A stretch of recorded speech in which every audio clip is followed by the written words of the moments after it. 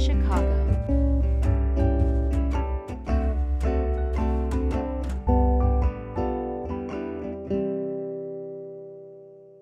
Welcome to Bridging Chicago. I'm Leona Kuhar, your host of this episode of Bridging Chicago. Our guest is Dr. Jordan Carqueville. Dr. Carqueville is a Chicago-based board-certified dermatologist and dermatopathologist and a trained micrographic surgeon. In addition to having a very successful practice here in Chicago, Jordan is also the president of the Chicago Dermatological Society. Jordan, welcome to Bridging Chicago. Thank you so much. I'm thrilled to be here with you today. So I'd just like to start out with you telling us a little bit about yourself, where you're from, and what led you to Chicago. Sure. I'm actually from Chicago, from the suburbs. And however, my trainings led me all over the country. I did my undergraduate at Washington University in St. Louis and did a year in Spain there. Then I went to Rush Medical School here in Chicago, and then Cook County dermatology residency, and then dermatopathology at UCLA. And then I did a cosmetic mentorship in Hollywood, California. And then finally, a Mohs micrographic surgery with reconstructive training in Spokane, Washington. Oh, so you have been all over the place. Yes, but I always come back home. I like the Midwesterners.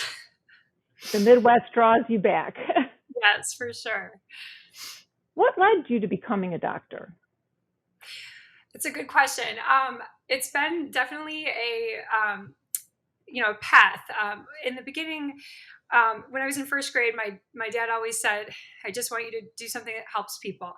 And so at that time, I said, "Well, I'm either going to be a doctor or a florist." And I had a lot of scientists in my family. My grandfather was a nuclear physicist, and so I had a lot of science exposure, which we'll circle back to why that's important to me. But science exposure at a young age, I think, really influenced my choices and career. Okay. But that's why I became a doctor, and it's specifically dermatology is such a perfect nexus of art and science. Okay. So it really was perfect for my personality. Did you always plan, once you decided you wanted to be a doctor, which I understand was at a very young age, did you then think about dermatology, or was there something that really kind of solidified that for you? So when I was in college, I was on the pre-med track, and then I mentioned that I lived in Spain, and I really got exposed to art history, and I was a Spanish major, in fact. And I was this close to becoming a museum curator. And then they basically said you had to learn a second language or a third language in addition to English, Spanish. And I thought, oh boy, that's really hard. I'm going to go to med school. So I ended up, and plus the job market I figured would be better. But and so I really realized during that year in Spain, the world of art sort of just opened to me, and I realized that I had like a photographic memory, and I could remember patterns and colors and time periods and artists and styles really easily. It just came so easily, and the story behind it. And so when I was in medical school, I missed that. And basically, when I did my dermatology rotation, I realized, wow, this is such a visual science. And there was so much pattern recognition within rashes. You know, there's so many different like squamous or papulous squamous, like eczema, psoriasis, fungal, like all these types of nuanced rashes, and it became very visual recognition for me. And it also is very hands-on. And then furthermore, pathology is a lot of visual recognition. So that's how dermatology, it's the perfect nexus of art and science. So we know that May is Skin Cancer Awareness Month, and I'd like to talk a little bit about skin cancer. How important is it to protect our skins and for parents to protect their children's skin from ultraviolet rays? I cannot emphasize enough that how important it is for skin health.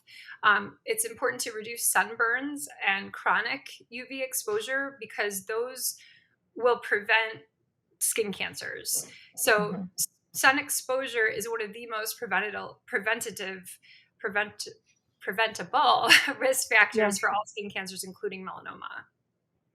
And do you think it should start at a very early age, I think that the protection? parents should, yeah, kids learn from their parents as their role Mhm. models and mentors, and definitely it should start from a young age. As soon as at 6 months, you can start wearing sunscreen. But not having sun-seeking behavior in a family is a good indicator of good protection through life. So if your Okay. family goes to the beach, it's still enjoyable to be able to have a beach vacation under, having an umbrella or wearing, a Right. rash guard and certain clothing that protects you. Yes. So you can enjoy the beach, but do it safely. Exactly. So you mentioned a couple things about ways to protect ourselves, like the rash guards and umbrellas. What are some other ways that we can protect ourselves from the harmful effects? Well, new research has shown, well, in the past 10 years, that daily sunscreen can cut the incidence of melanoma, which is the deadliest skin cancer, by Hmm. half. So we really recommend, as dermatologists, SPF and UPF greater than 50. So sun Okay. protection factor, and that's for the sunscreens and sunblocks. And then the ultraviolet protection factor is more for clothing. So sun protective clothing and sunscreens and stopping sun seeking behavior are going to be your most important ways of protecting from ultraviolet. During your career as a dermatologist, have you seen changes in the way and how people view skin cancer? And are they more cognizant of it? Absolutely. I would say over the past decade, I think these awareness campaigns. So, for example, right now, May is Skin Cancer Awareness Month. These campaigns, I think, have really helped because it is about awareness. And so, I actually see in my practice an influx of skin exams this month, May specifically, and then it continues through the summer. But overall, having a yearly skin exam is becoming more acceptable, more routine, and we're having more primary care refer to us, to evaluate these atypical lesions. And that's probably given the importance and the life saving outcomes of early detection. And so the best way you'll get early detection is awareness and skin cancer screenings. Because I'm under the impression that some people might think that skin cancer isn't a serious thing, but it can be a very serious thing. Absolutely. Skin cancer is very serious. In fact, it's one of the most common types of skin cancer in the United States. It's actually the most common type in the US. And 1 in 5 Americans by the age of 70 will have skin cancer. And it can be deadly. So that's why it is Mhm. so serious. About 75% of skin cancer deaths are from melanoma. The most common type of skin cancer is going to be your basal cell carcinoma, followed by squamous cell carcinoma. And those are in the subset of the non melanoma skin cancers. Those don't tend to be as deadly as melanoma, but they can be locally aggressive and they can Mhm. be cosmetically disfiguring if left to their own, for years. So we really Yeah. recommend taking care of these things in the early stages. It is serious. So now I'd like to talk a little about the Chicago Dermatological Society and its mission and your role in that society. Yeah, so this has been a really exciting year. A lot of new challenges that I never thought I'd face in my career. But last June, they my colleagues asked if I would consider being the president of the Chicago Derm Society, and I accepted, with one caveat. I said I just have to make sure we do something special and meaningful with this year of dedication to the society. And so every June, as the transition, we transition from July to July. So every June there's the president's address. And so this year, and we could talk about it a little bit more, but this year I created something called the Art of Skin Gala. And Hmm. our society, it's an old society, so bringing something new is always fun and exciting. But yes, it's a 120-year-old society, and the mission of our group is to educate our members, so the dermatologists and guests that might be medical students and other students who are interested in dermatology, to teach and educate about the specialty and its subspecialties. And so we also strive, as part of our mission, is to promote excellence in patient care, adherence to a high level of ethical conduct and professionalism. We promote dermatology related research. So we have a grant program and research program, a spirit of community among the members. So we gather for a meeting every month with all the universities that we have here in Chicago. We have 6 major universities, so we've got tons of great cases and experts here. And then, of course, the public interest relating to dermatology, we want to promote that. And so that's what this year really has been, is we've promoted that public interest and really involved the public more than we ever have this year. So it sounds like the society has really evolved, and I mean, especially with the first time gala. I mean, it seems like things are really changing. For sure.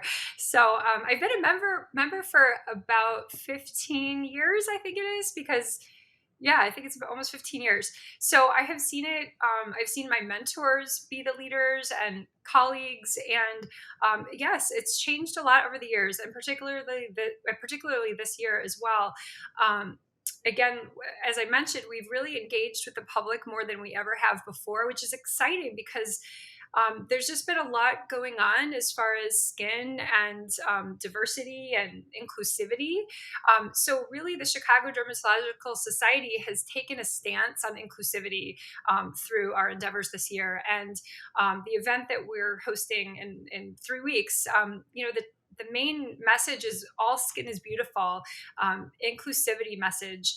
And with our, proceeds, we're working to diversify dermatology with a mentorship program, and also in emphasizing education on skin of color. I hope to be able to start a new Art of Skin lecture series. We have several different lecture programs that are, educational coffers where we have guest speakers.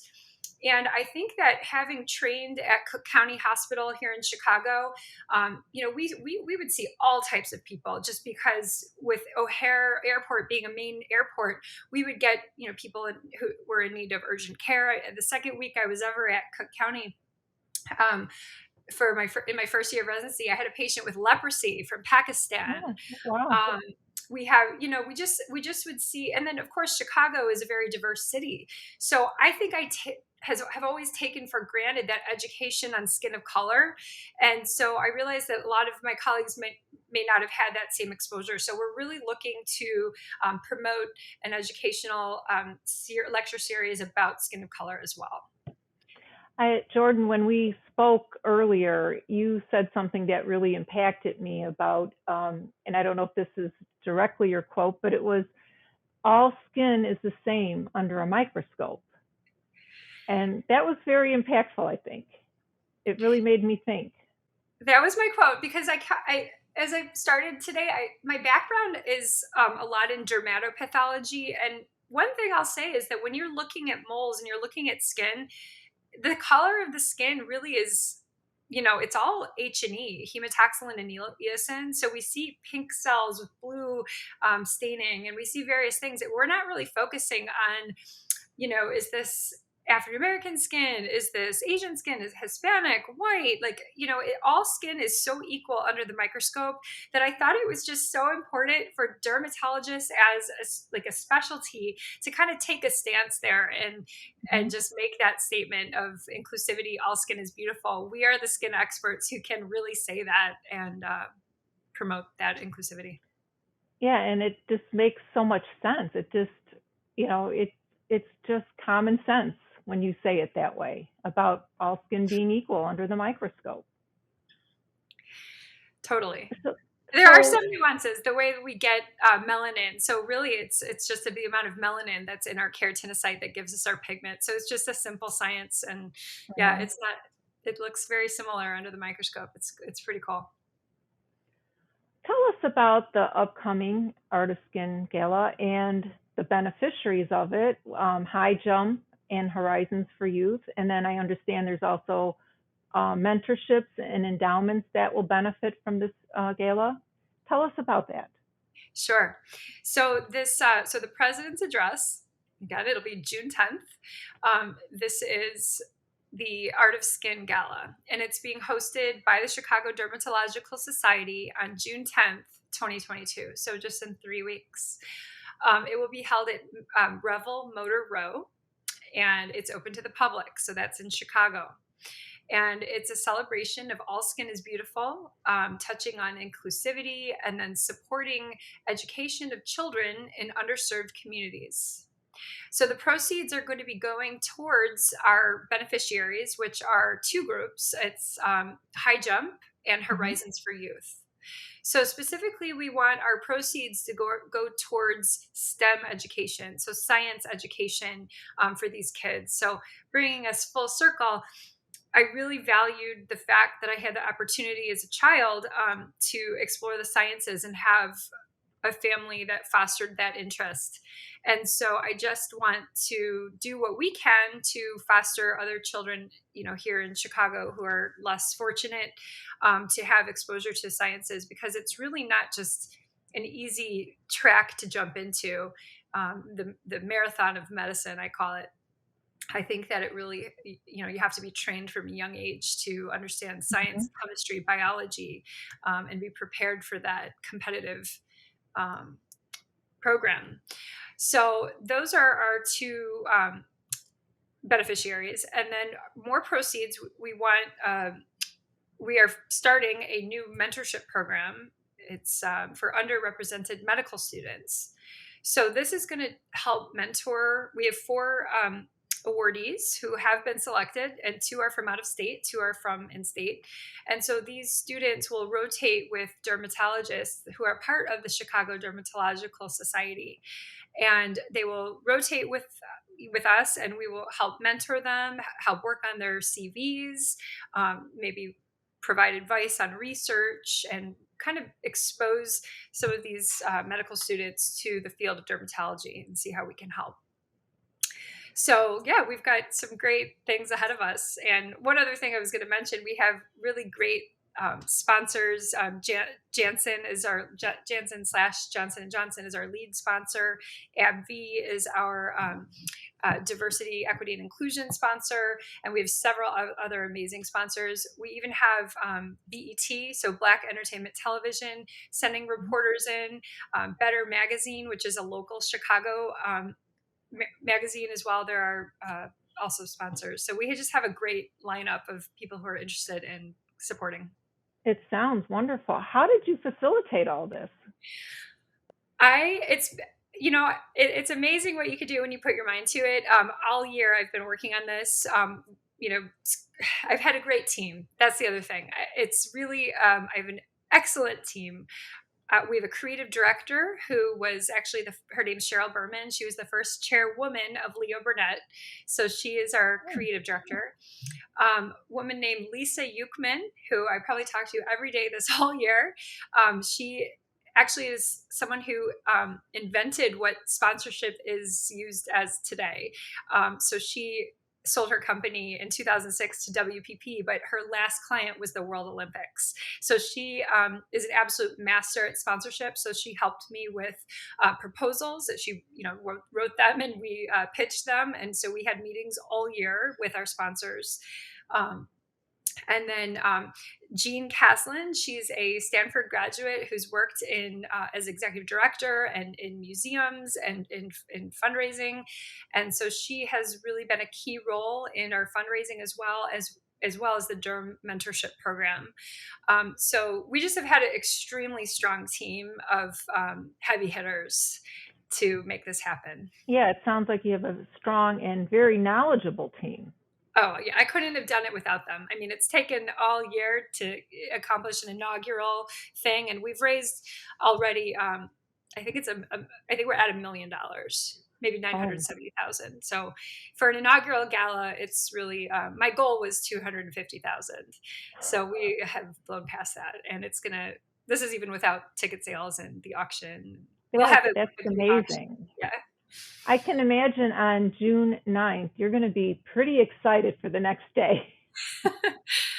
I can't wait. It's an accomplishment that I can say that I feel proud of. And I think that, making an impact in a positive way for other people, especially children, um, is wonderful. And that's really what I set out to do. So, And I want to touch just a little bit more because Bridging Chicago, we do a lot of our guests are not-for-profit organizations. So I know High Jump is a not-for-profit, as well as the other Horizons. Tell us a little bit. Can you tell us a little about those two nonprofits? Sure. Yeah, both have been around for about 30 years and they're both well established. And we chose them because they were local, established, and we felt that they would feel some impact from our giving.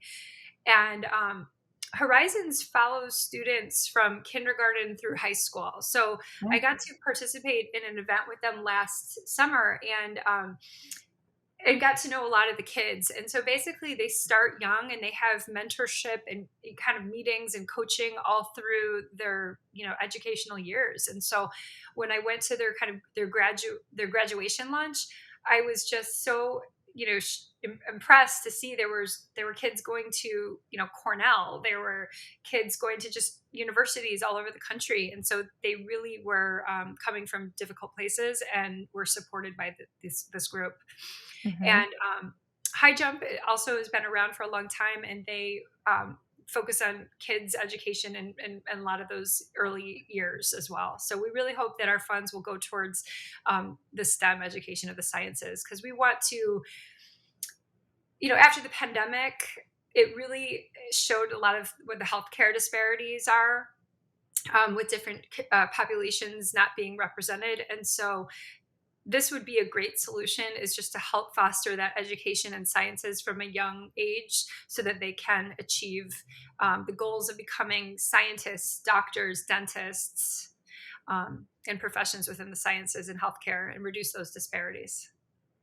Jordan, it sounds like you really are paying it forward. You had the early exposure, the opportunity to be exposed to science at an early age, and your passion for it is so obvious and very admirable. Thank you.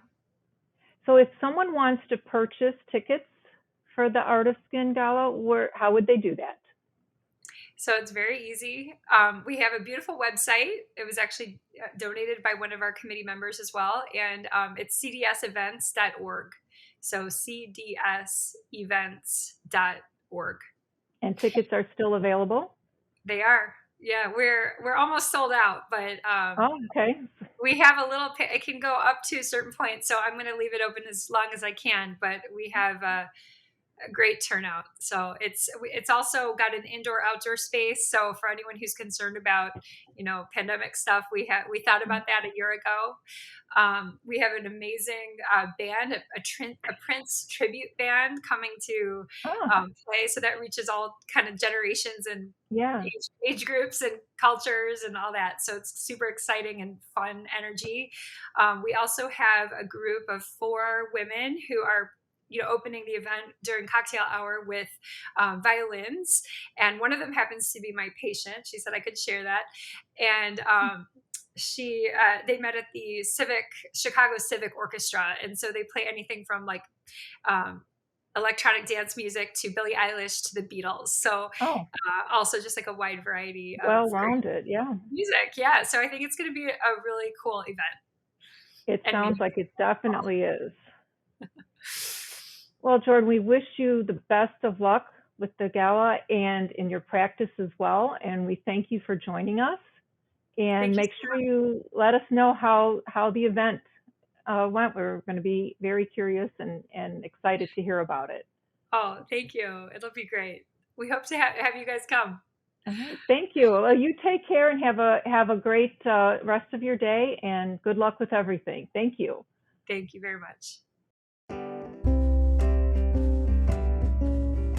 Thanks for listening to this episode of Bridging Chicago, as produced by the SATC Solutions Center.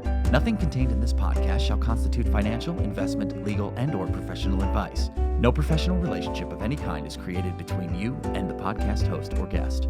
You are urged to speak with your financial, investment, or legal advisors before making any investment or legal decisions. Furthermore, the opinions expressed in this podcast are not necessarily the opinions of SATC Solution Center, SATC Law, or any of its employees. This podcast is created by the hosts and guests' individual capacities. All opinions on this podcast are or have been rendered based on specific facts, under certain conditions, and are subject to certain assumptions and may not and should not be used or relied upon for any other purpose, including, but not limited to, or use in or in connection with any investment purposes or legal proceeding.